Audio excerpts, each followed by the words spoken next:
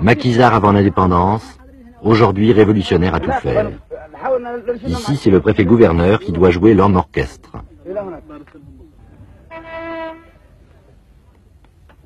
Behan, sa résidence, est la ville principale de cette province frontière, une sorte de camp retranché.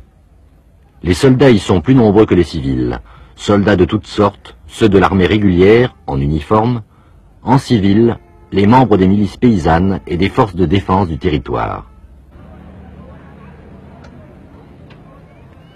Les camps où les contre-révolutionnaires s'organisent ne sont pas loin. Chaque nomade chamelier qui voyage entre Yémen du Nord et Yémen du Sud est un agent de l'ennemi, un saboteur en puissance. Comment les distinguer les uns des autres?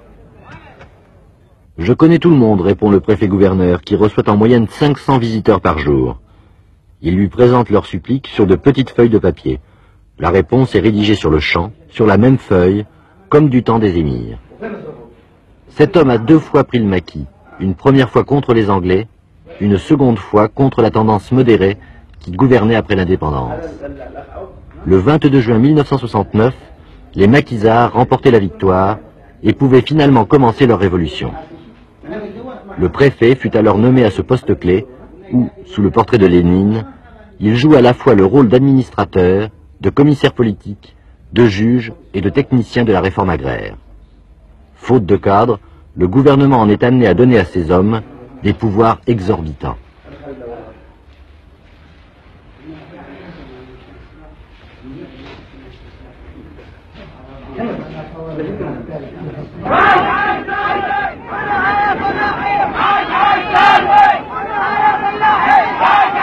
Il ne suffit pas de distribuer la terre.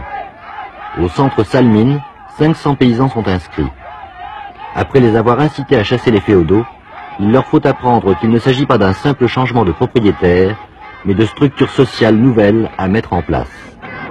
Dans ces régions où l'individualisme tribal était poussé à son comble, ce qu'il faut apprendre d'abord, c'est travailler ensemble.